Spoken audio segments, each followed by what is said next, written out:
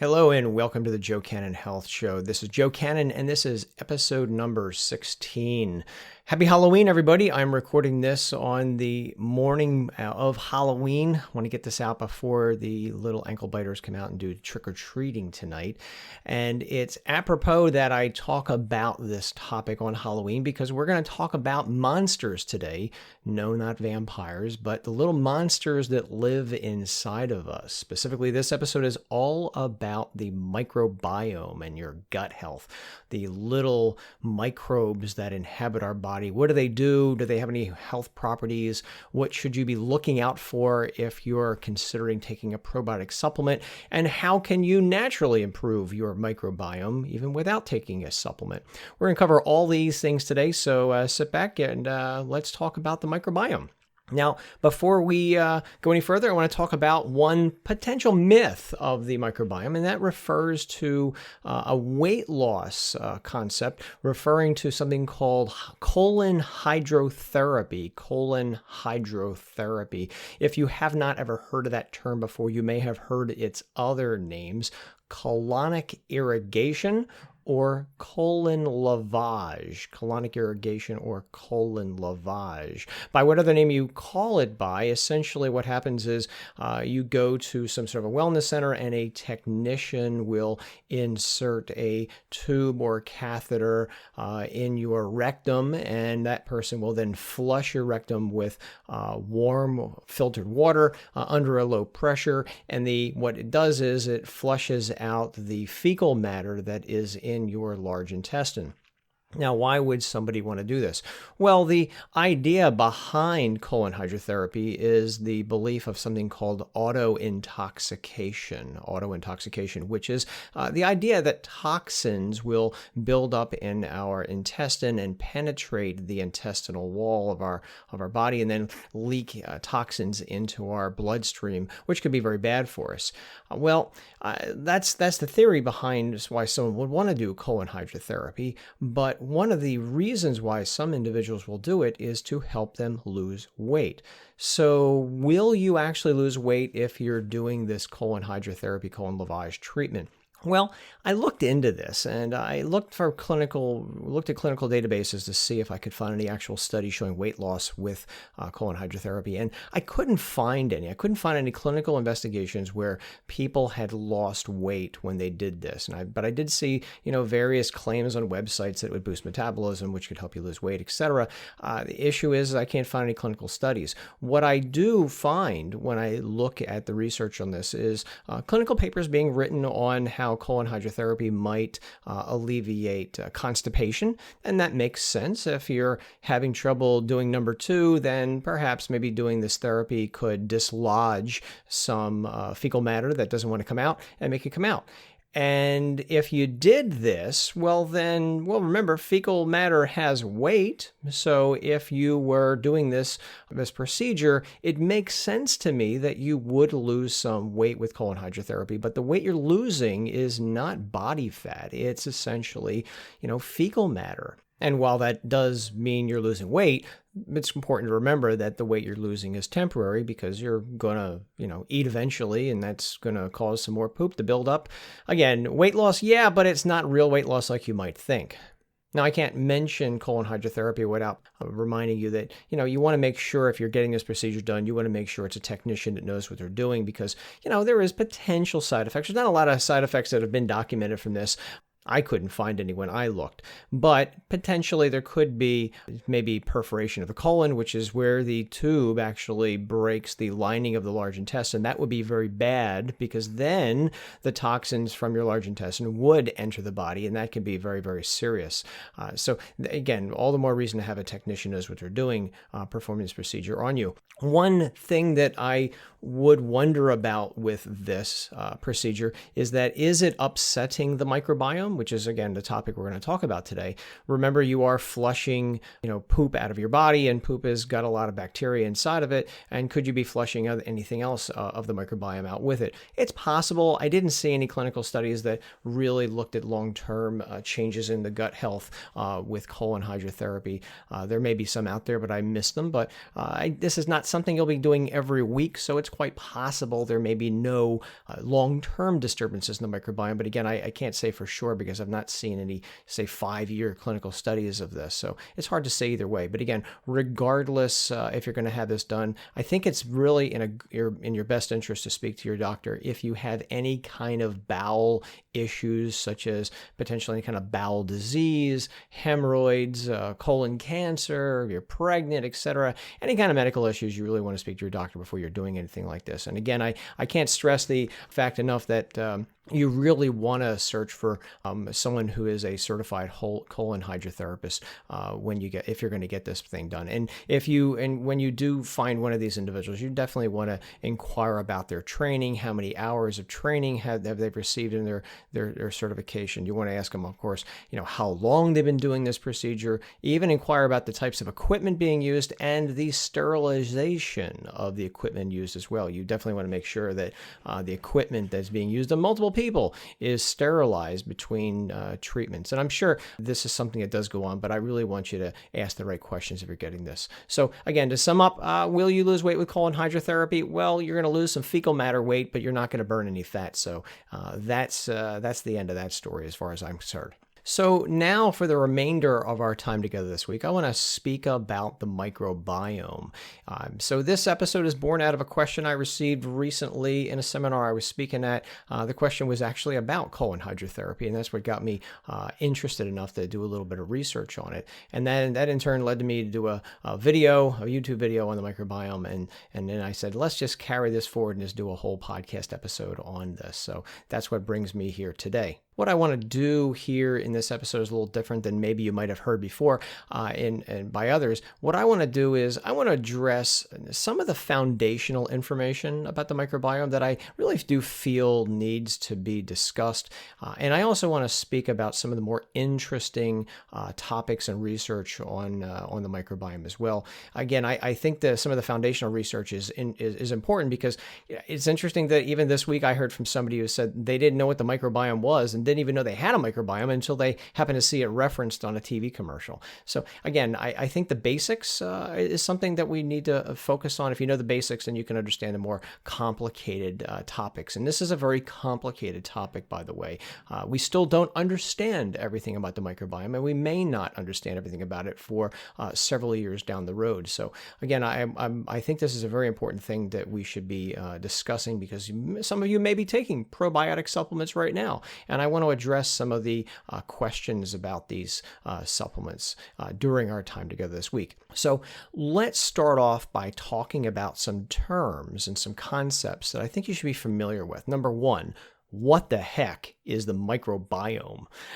We throw that word around a lot, but what is it? Well, you may also see it called the microbiota and even the gut flora. So microbiome, microbiota, gut flora, they all mean the same thing. They all refer to all the little microbes, bacteria, viruses, yeast that live not only inside of us, but on us as well. That's right.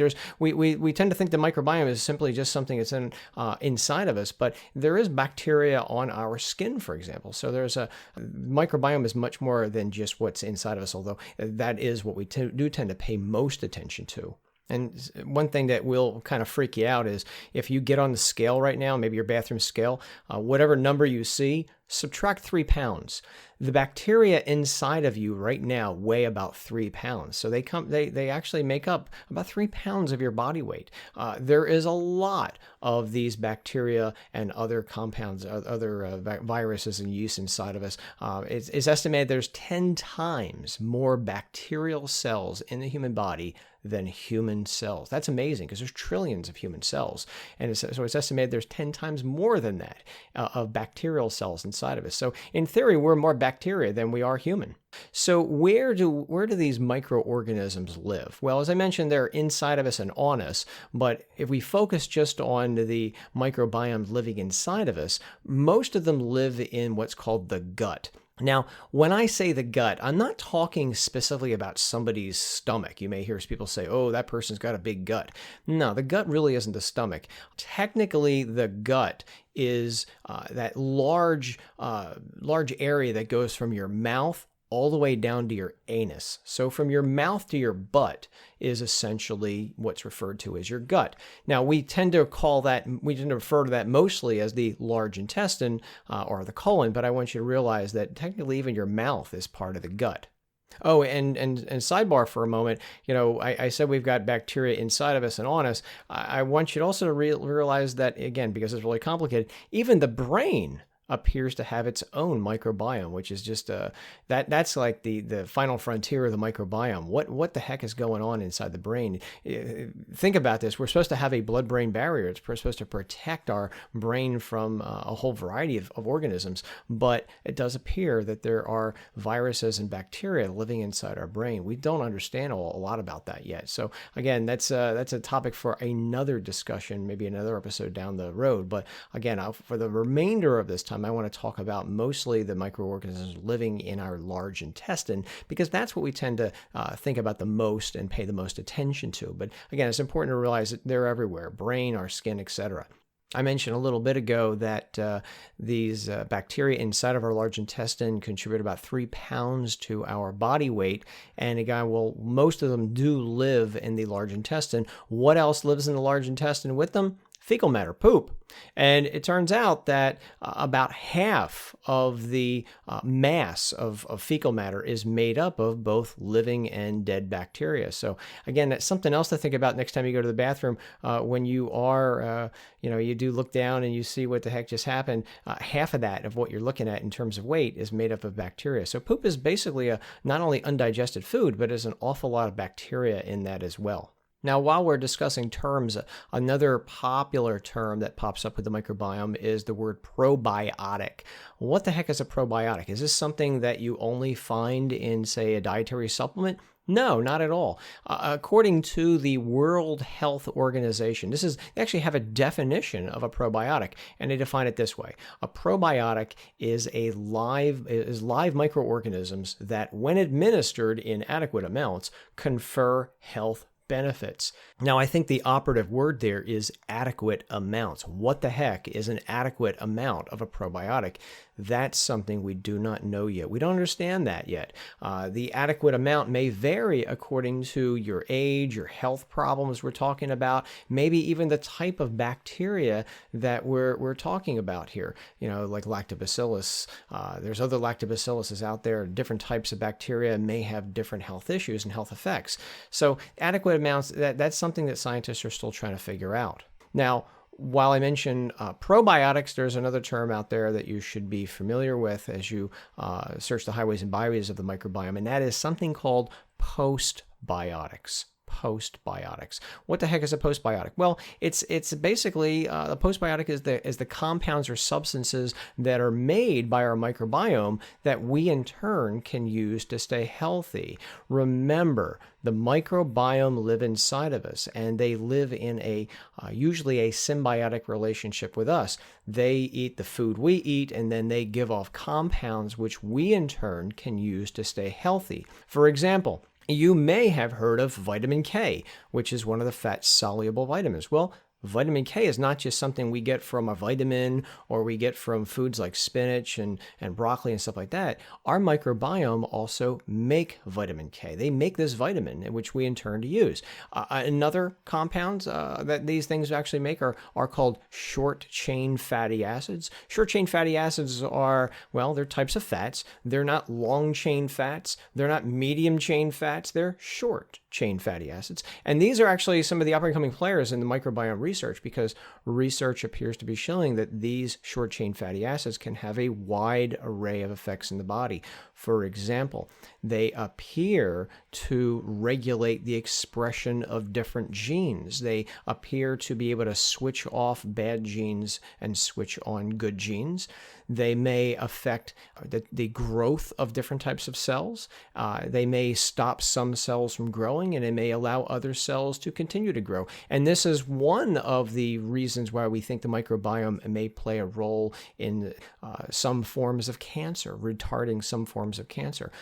For instance, one type of cancer that gets a lot of publicity with the microbiome is colon cancer. It's thought that these short-chain fatty acids may play a role in our ability to battle colon cancer development. And related to that also is the short-chain fatty acids also appear to have an anti-inflammatory effect.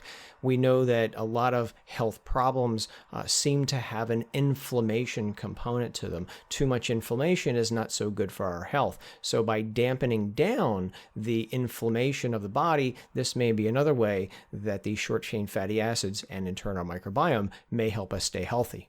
So you may be wondering, where do we get our microbiome from? I mean, have they always been with us? And and can we get them along the way as we travel through life? Well, yeah, when our first microbiome we get when we're born. We get it from our mom. When we come through the birth canal, we pick up a lot of the bacteria from our mothers. And also, if we were breastfed, it turns out that part of the microbiome is also delivered to babies through breast milk. And in addition to that, breast milk also contains compounds that feed the microbiome. We can't use these compounds, but the bacteria inside of us do. So I find it interesting that that pregnant women will actually make compounds that actually feed the microbiome. That tells us right there that our microbiome do play a role in our health. Now, it's not just our mom that will help our microbiome, but also the environment we live in contributes to our gut health and our microbiome diversity as well. For example, our friends, we pick up different microbiomes from our friends, our coworkers, our spouses. Even our pets can contribute, and in turn, we contribute to all their microbiomes as well. So other things we come in contact with can impact our microbiome, and that also plays a role even with the food that we eat too. If you eat certain foods, you get a certain type of microbiome. If you eat other types of food, you get another type of microbiome. And then when you switch the type of food you eat, say going from an animal-based diet to a plant-based diet, that can also alter the types of bacteria that live inside of you too. So food, coworkers, spouses, friends, pets, they all influence the types of bacteria inside of us. So I mentioned how these short-chain fatty acids may play a role in helping us keep healthy. Overall, how does the microbiome appear to work? Again, we still are trying to figure this out. We do know that the microbiome, the bacteria inside of us, do appear to communicate with our immune system. And it's a very complicated thing, but there does appear to be some kind of communication going on between the bacteria inside of us and our immune system cells. So keeping our immune system healthy, that's one way the microbiome appear to work. Again, they also produce these postbiotic compounds such as vitamins and, say, short-chain fatty acids, which we can use in a variety of different ways. There appears to be epigenetic effects by the microbiome. By epigenetic, I mean how they may impact our DNA, turning off, say, bad genes, turning on good genes. Epigenetics is a branch of genetics that refers to how the environment, our external and internal environment, affects our DNA. If you want to know more about epigenetics, switch over to episode number 12, where we talked about a whole bunch of different ways that exercise helps our benefits. And one of the ways in which exercise helps us is by improving the microbiome. So as I delved into this topic this week, one of the things that I thought was interesting that I wanted to bring your attention is that not everybody has the same number of bacteria inside of us. Again, it's estimated that we have around 100 trillion different bacteria, but the different types or species of bacteria, we don't always seem to have the different species of bacteria inside of us. For example, it's estimated that in America, most Americans have around 1,200 different species of bacteria living inside of them. And while that may seem like a lot, in other parts of the world, it may be as much as 1,600 different types or species of bacteria. Why might one area of the world have more species than another area of the world?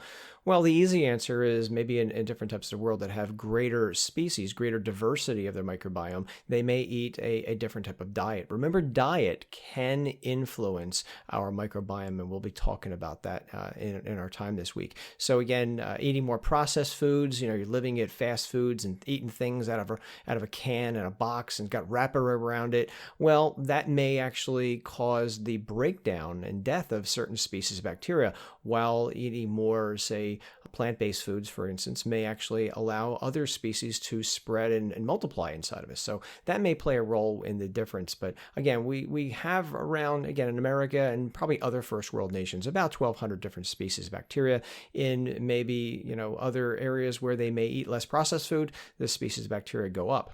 And while we're talking species and different types of bacteria, I want you to realize that there's not one best type or kind of bacteria to have.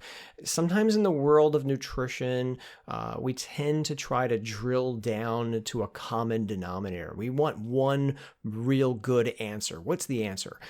In a world of microbiome, there's not just one answer to what's the best bacteria. The thing to remember when it comes to the health of the microbiome is that it's not about just one different type of bacteria. You want to focus on the diversity of the microbiome. That's what you want to aim for. The diversity is all the different types of bacteria that you have inside of it. While as one bacteria may be good in one instance, another type of bacteria may be good in another instance. And so that's why a more diverse bacteria microbiome may be a healthier microbiome. It does appear to be diversity is the way to go. There is strength in diversity when it comes to the microbiome. Now, if I want to improve the diversity of the microbiome, one thing you could do to feed the colon bacteria, the bacteria that live inside of your large intestine, is to eat more fiber. Fiber is the food of the probiotic bacteria. And one thing I want you to realize as you delve into this topic more is when you see fiber, you may also see it listed as another name, especially in terms of dietary supplements. The word that supplement companies tend to use for fiber is prebiotic. Prebiotic is fiber. So they mean the same thing. Again, fiber is nothing more than the food of the bacteria inside of us. And it doesn't matter what type of fiber we're talking about, whether it's soluble fiber or insoluble fiber, they like it all. So generally speaking, more fiber means more healthy gut bacteria, greater diversity, and in theory, greater health benefits. And again, it's interesting that these bacteria inside of us, like all living organisms, they like to eat. And if you don't eat enough fiber in your diet, it turns out these bacteria inside of us will literally start to eat the protective lining. There's a mucus lining of our intestines. It's made of mucus, and it actually has a lot of carbohydrates in it, which again, bacteria like fiber. Fiber is a carbohydrate, so they'll actually start to eat that protective lining. This can be a problem because if they eat too much of that protective lining, well, then the bacteria could actually enter into our body, and that would be very bad. And it may, in worst case scenarios, you may actually have to go see a doctor for this. So again, more fiber means more bacteria eat that fiber, and they leave the protective mucus lining of our intestines alone. I think you can make an argument when it comes to microbiome health to eat a more higher fiber diet. How much fiber should you be eating? Well, there's really no perfect answer to this. If you're in America, the RDA, the recommended dietary allowance for fiber, is around 28 to about 35 grams of fiber per day. Putting that in real world numbers for us here in America, that's about 1 ounce.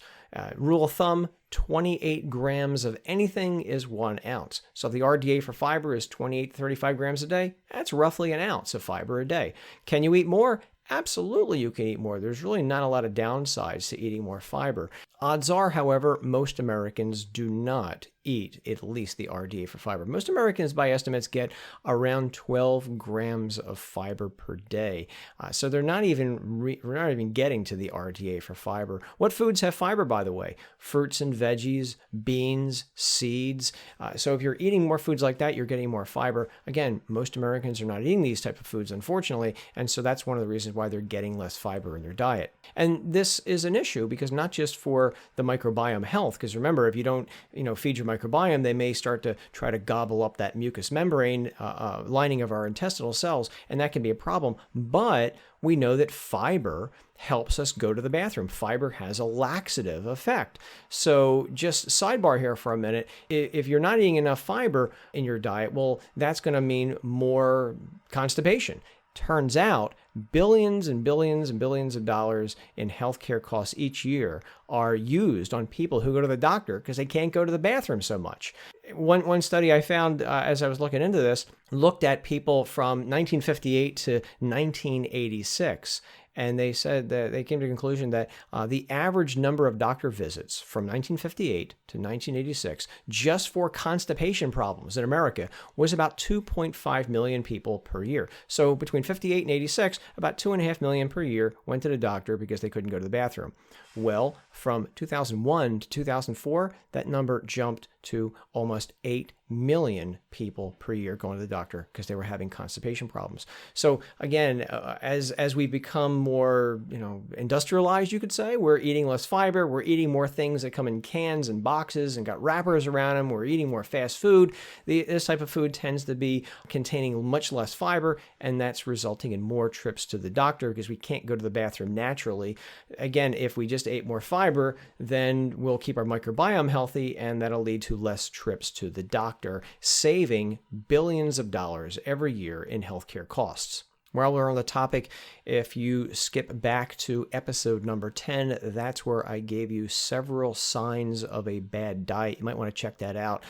Depending on what you're eating, you may be surprised at some of the things that I pointed out in that episode. So see episode 10 for more on diet stuff. So if I stop right here for a moment, I really want to just recap some things that you may have missed, because I threw a lot at you in the past few moments, whether you're aware of it or not. So let me come back and talk about a couple things that you may have missed, especially if you're driving or something like that. The first thing I want to throw out to you is, again, probiotics. Probiotics are all the microorganisms that live inside of us, the bacteria, the viruses, the yeast, etc. And not to be confused with probiotics, there are prebiotics. Prebiotics are essentially the food of probiotic bacteria. Again, like fiber. Fiber is a great probiotic food of these bacteria. And then when the bacteria eat the food, the prebiotics, the fiber, they then give off compounds called postbiotics that we in turn can use to stay healthy. So we've got probiotics, we've got prebiotics, we've got postbiotics. I wanted to bring that up because sometimes people confuse them, and they're not the same thing, and they have different effects in the body. Oh, and while we're on the topic of bacteria, I can't go any further without mentioning another topic that you should be familiar with, especially if you're thinking of taking a probiotic supplement. And that is the strain of the bacteria used, the strain of the bacteria. There are many different types of bacteria, and each bacteria has different strains. And this is important because the strain of the bacteria, that's the exact type of bacteria that is in, say, the probiotic supplement. When you look at a probiotic supplement, companies, well, most of them usually only have to tell you the genus and the species of the bacteria they contain, the genus and the species. For instance, you may be taking Lactobacillus acidophilus. Well, Lactobacillus, that's the genus, acidophilus is the species. They don't technically have to tell us the strain that's being used. The strain, again, if you're looking at a bottle of probiotic supplements right now, the strain can sometimes be identified as a little letter and number code behind the first two names of the bacteria. For example, I know this is a little complicated, so let me drill down a little further on this. So suppose, for example, you are taking a probiotic supplement, and again, it contained Lactobacillus acidophilus. It's a very popular type of bacteria. Again, Lactobacillus is the genus of the bacteria. Acidophilus is the species of bacteria. Well, here's the thing. Within the Lactobacillus genus, there's a whole bunch of different strains. For example, there are strains called KU41, M23. There's a bunch of them. So there's, say, Lactobacillus acidophilus KU41. There's Lactobacillus acidophilus M23, and so on and so on and so on. Well, the thing to realize is that Lactobacillus KU41 may have different effects than Lactobacillus acidophilus M23. Why is this important? Well, if you knew the strain of the bacteria in your probiotic supplement, well, then you can go and try to find research on that strain to see if it helped your particular health issue. Again, companies technically don't have to tell us the strain, but even if they don't tell you the strain on the package, I'd think that any quality supplement company would tell you the strain if you were to ask them. And then again, you can go in clinical databases like, say, the National Library of Medicine and just type in the, say, Lactobacillus acidophilus KU41 diarrhea. I'm just making this up as I'm speaking, but if you were taking something for diarrhea and you knew the genus, the species, and the strain, then you could try to find out if there was any logic to using that strain in the probiotic supplement. But again, if you call them, you ask them, I think most companies will probably volunteer that information for you. And again, I know a lot of this sounds really complicated. You're like, what are you talking about, Joe? The strain. Let's put this in terms that maybe you've seen as you're out driving during the day. Let's talk about cars. So cars kind of do the same thing when you think about it. For instance, suppose you drive a Hyundai Sonata, very popular car, Hyundai Sonata. Well, Hyundai would be the genus, Sonata would be the species, okay? And then within that, there are different strains of the Hyundai Sonata. For instance, there's the Hyundai Sonata SE, there's the Hyundai Sonata SEL, there's the Hyundai Sonata Sport, and there's even a limited version of that car. Well, again, different strains or models, if you will, of the car will have different perks and different benefits and do different things. The limited version of the Hyundai Sonata may do different things than the SEL or the SE or the Sport version. So again, when you go out and as you're maybe walking around driving, look at the cars. You'll see say Honda Civic EX, Honda Civic LX. The little L letters at the end of the car, that you could think of those as the strain of that car, if you will. The specific type of car that you're looking at is usually denoted by letters. But in case of, say, probiotic supplements or bacteria in general, it's usually a combination of letters and numbers. Okay, so that's kind of complicated, and it's kind of a detailed little aspect of microbiome that I don't think gets the attention it needs. So let's leave this strain stuff alone for a minute, and let's talk about antibiotics. So do antibiotics impact the microbiome? Well, sure they do. Think about this. Antibiotic means against life. Antibiotic supplement or antibiotic drugs, or not a supplement or a drug, they actually destroy bacteria. They destroy the good bacteria and they destroy the bad bacteria too. So they can contribute to a lower diversity of our microbiome. Now, the good news is we tend to rebound fairly quickly after a round of antibiotic drugs, but what's a little unclear is whether we rebound fully and perfectly to the point we were before we took the antibiotic treatment. And one of the things that's controversial about all this is, well, let's look at farm animals, for example. It turns out that when farmers give antibiotics to animals, they gain weight. And that's good news for the farmer because the bigger the animal, the more they can sell it for, right? And the more money they can make. Interestingly, lower microbiome diversity, the fewer the different types of bacteria inside of us, that also appears to be associated with gaining weight. Remember, there's strength in diversity. Less diverse, less different types of microbes inside of us appears to be associated with gaining weight. Turns out, greater diversity of the microbiome in humans is associated with weighing less. So what about people? If the antibiotics make the animals bigger, would they in turn make humans gain weight too? It's hard to say at this point. When I looked into this, I found several studies saying no, antibiotics do not cause people, kids, to gain weight. But I also saw other studies saying, yeah, they might. One investigation looked at over 600 kids. They were given either an antibiotic or a placebo, and they were followed for 2 years. These researchers said there's no difference in body weight between either sets of kids, whether they got the antibiotic, whether they got the placebo for 2 years, there was no difference in weight. Now, another set of researchers, they looked at about 160,000 kids from 3 years to 18 years. And they followed them basically for 11 years. Okay, so they took these kids, they followed them for 11 years, and they noted something intriguing. Kids by the age of 15 who had received at least 7 rounds of antibiotics during their childhood weighed about 3 pounds more than those who did not get as many rounds of antibiotics. And so 3 pounds, you may say, well, that's not a big deal. Well, is it possible, again, I'm just spitballing this, is it possible that that 3 pounds may continue from 15 to 20 to 25 to 40 and so on? So is it possible that multiple rounds of antibiotics given to children may cause significant weight loss downstream decades in the future? I can't say either way. There's just not enough research at this point. Again, I want to point out, and I like to be as honest and upright as I can with this. Most of the research I see appears to show no influence of weight from antibiotic use. That said, there are some studies out there that do say it could increase weight. One thing I would say is it does appear that if there is an effect when it comes to antibiotics and gaining weight, it may be related to the number of rounds of antibiotics somebody had received. The more rounds may be related to more weight gain. Again, I'm spitballing this just based on what I'm able to see. I do think it's a complicated issue. And again, it may also depend on the type of antibiotics being used too, because again, there's different types of antibiotics that may have different effects in the body long term.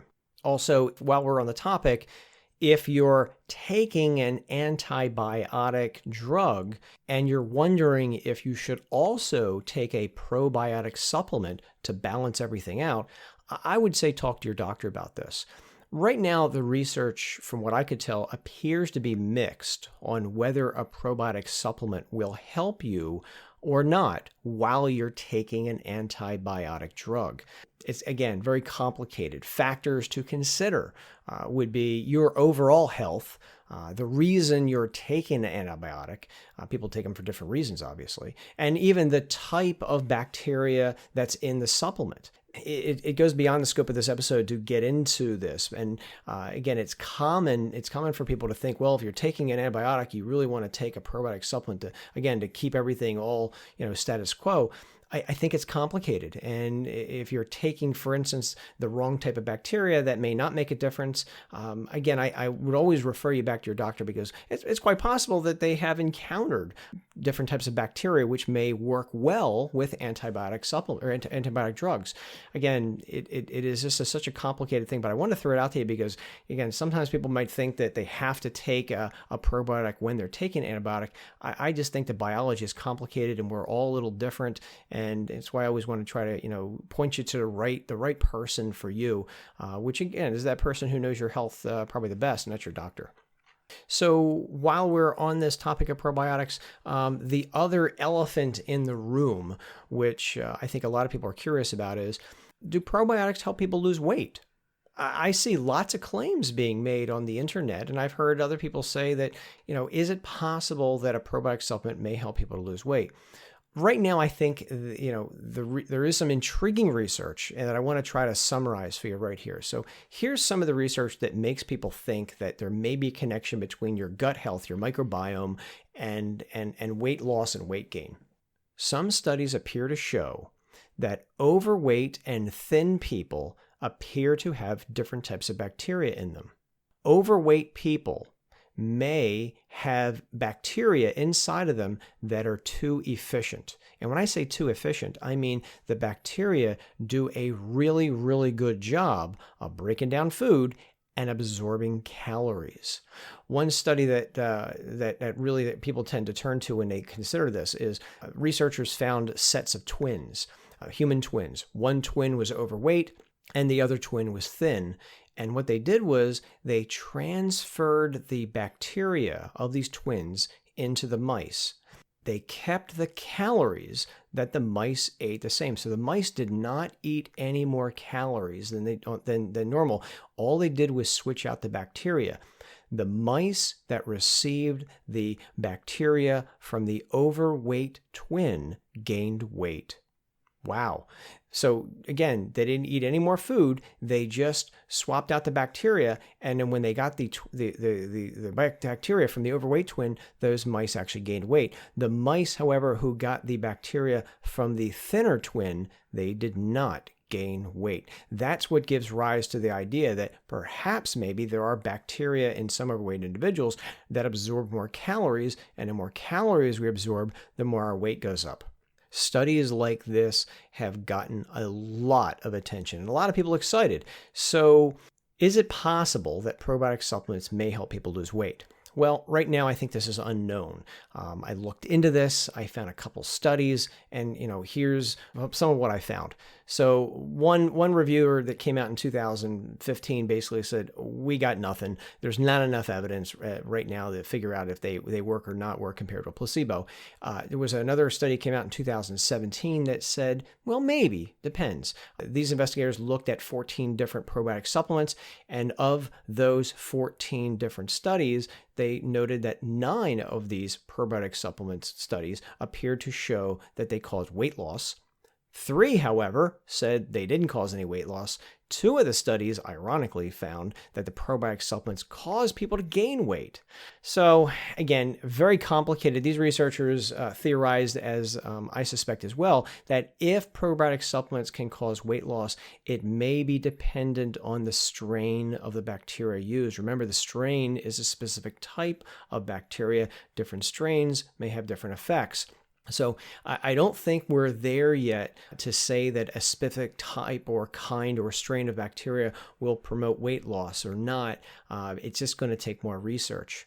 And again, it's quite an important thing to remember. If you are thinking about taking a supplement promoted for weight loss, you absolutely want to ask the company, etc., can you show me human clinical evidence that your strain of bacteria promotes weight loss in humans? It's interesting that 2 of these studies actually showed, again, that some probiotic supplements actually appear to cause a gain in weight. And so, again, I think that's probably something that's rare. It does give rise to the next topic I want to mention briefly is it possible that probiotic supplements have any side effects? Well, remember, if you're getting your probiotic stuff from food, I don't think so, because usually food doesn't contain an overabundance of any type of bacteria. So with food, I think it's usually going to be pretty safe. In terms of, say, dietary supplements, I do think for most people they are going to be safe. I think probiotic supplements have been around long enough that if there was any widespread side effects out there, we'd have heard about it by now. So I think for healthy people, they are most likely going to be safe and not going to have any strange, bizarre side effects. That said, I would exercise caution against supplements, probiotic supplements, in anybody who has, say, a weakened immune system. Anybody with an immune disorder or a weakened immune system, such as maybe older adults or kids, for instance, small children. There have been some reports of infections, for instance, in those with weakened immune systems. So I think the immune system issue is probably the biggest thing that I think people should be considering after taking a probiotic supplement. And if they have any kind of immune issues whatsoever, it's probably best to speak to a doctor first. Now, speaking of supplements, if you're thinking of taking a probiotic supplement, how do you pick a probiotic supplement? How do you know if you're getting a quality supplement or not?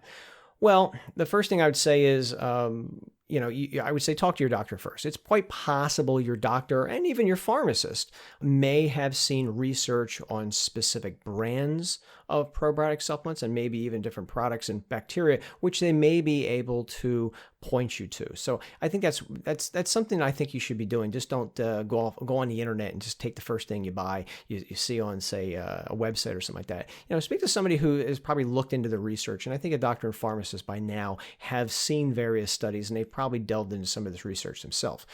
If you're going to not go that route, and you're going to just, try it yourself and try to find a company on your own, I would say, investigate the company. And one way you can investigate the dietary supplement company is to do an online search of their address. Usually their website should list, have a contact page. It'll have their address somewhere. It's going to be there. It's usually in the contact page. Look that up on your search engine of choice. What do you see? Take a look at what that address physically looks like. Most websites will actually show you a picture of what that actual website looks like. And also look at the other search results. Who else shares that address?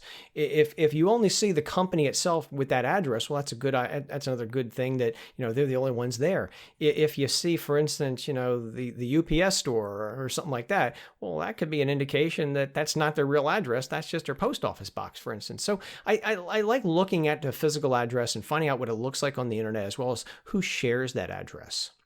If you call the company up on the phone or send them an email, you might even want to ask them for their certificates of quality that ensure that the bacteria are alive when you buy them. Sometimes they'll say, for instance, on a package, it'll contain 25 billion colony-forming units. CFU, colony-forming units, is a term that's used in the probiotic world to give you an idea of how many different little fractions of these bacteria are there.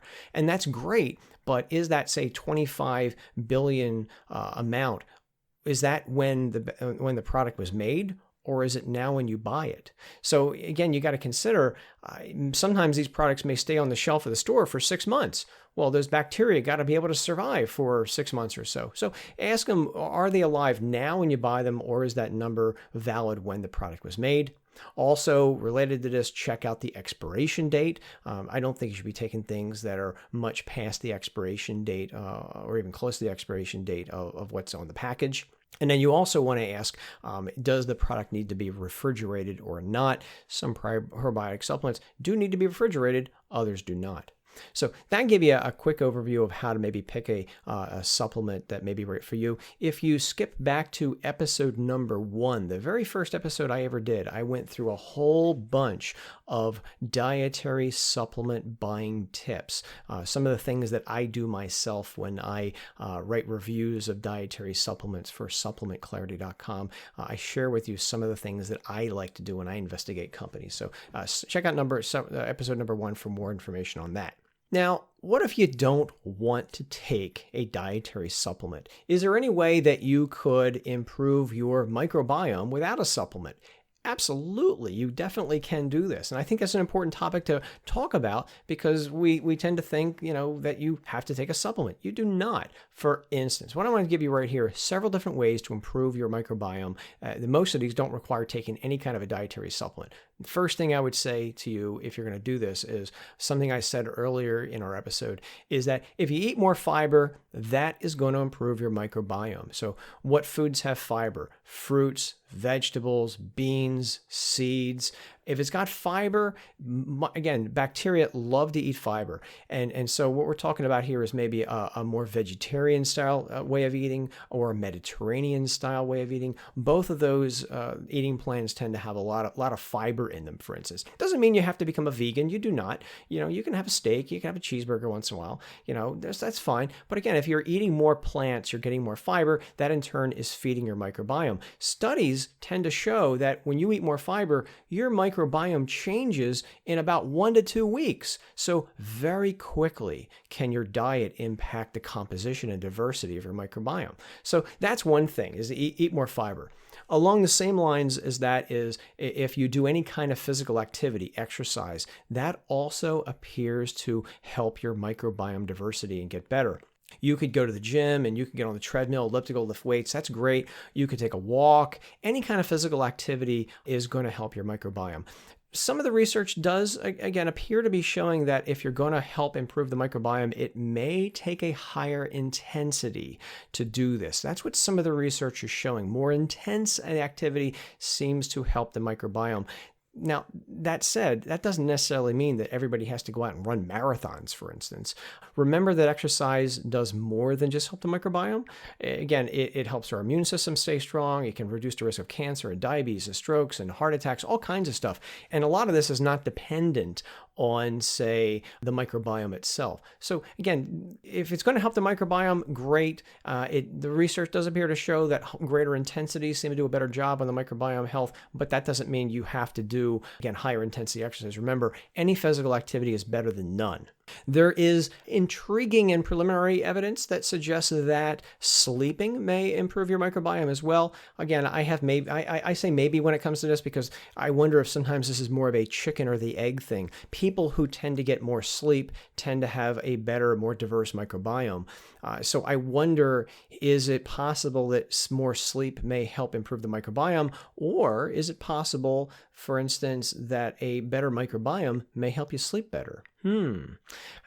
We're not so sure about that yet. So again, I throw sleep into this list because it's intriguing, and I think sometimes we don't get enough sleeping because we do a lot of extra energy drinks and stuff like that, and we're always on the go these days. So again, sleep appears to have some connection to the microbiome. Again, it's probably healthy if you get enough sleep, but what the ultimate thing is does the microbiome affect sleep or vice versa? That's what we need more research on. But again, sleep is good.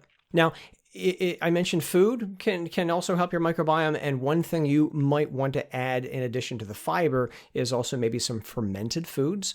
The easiest way to do this is to eat yogurt or kefir. Kefir is kind of like liquid yogurt, so you can find that usually in the yogurt section of the supermarket. Sauerkraut is another way to add a little bit of fermented foods to your diet. It doesn't take a lot either. You don't have to eat gallons of this stuff. Just a little bit goes a long way when it comes to fermented foods.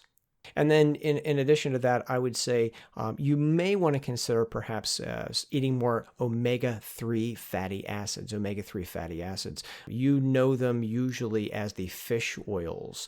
And you get these when you eat fish or when you take a fish oil supplement. They're usually identified on supplements as EPA and DHA. EPA and DHA are the fish oils that are in pretty much every supplement out there. And there is some evidence that omega-3 fatty acids can improve the microbiome. Now, I mentioned EPA and DHA, but I also want to throw in the other omega-3 fatty acid that you may have not heard of, and that's ALA. ALA is alpha-linoleic acid. Where do you find this? You find it in nuts and seeds. Walnuts have got it, for instance. So again, there's some in spinach. So you do find them in vegetables as well. So ALA is another omega-3 fatty acid that you may want to consider that can also help improve the microbiome. So that's several different ways of things that you could do to help your microbiome stay healthy. What are some things that you may not want to do? Well, first thing I would say is, again, this is hard for a lot of us, but use fewer artificial sweeteners. Whether it's saccharin, Splenda, whatever, there is some evidence that taking artificial sweeteners in high amounts can disrupt the microbiome. So the fewer the artificial sweeteners, that may help our microbiome stay healthy. I would also maybe caution you against eating a very high-fat diet. High-fat diets do appear to not so improve the microbiome, make it less diverse. So again, that's not a good news for those who are doing the ketogenic diet, but it is what it is. There's some evidence that a higher fat diet is not so great for our microbiome. I'd also caution you against smoking. I'm sure most people who are listening to me probably don't smoke, but add to the list of bad things that smoking does, heart attacks and strokes and wrinkles and osteoporosis. It also is not so healthy for your microbiome. So again, not smoking. And while there is no evidence yet for this, I would also caution you against vaping. I have not seen any vaping microbiome research yet. I'm sure somebody's going to do this, but if you switch back one or two episodes previous, I talked about some of the research on vaping. I'm not convinced it's so healthy, but I suspect it's probably not the greatest thing for your microbiome as well. And then if I can't be more of a downer, I'd also add to this list, watch your alcohol intake. Alcohol also is not so great for your microbiome either. Okay, So that's a lot of stuff we talked about this week. I'm going to end our discussion here because I literally could keep talking about this all day. I could probably do an entire podcast itself on just the microbiome, and I'm probably sure there are podcasts on just the microbiome. There are just so many studies on this, that you just can't imagine. And ironically, as many studies out there, there's just as many questions that still need to be addressed on this. If you want to know more for further reading, I'm going to put a link in episode notes to this of my favorite microbiome book of all time, which is very easy to understand. I'll put that in the episode notes for this, which you can find at joe-cannon.com. Just search for episode number 16.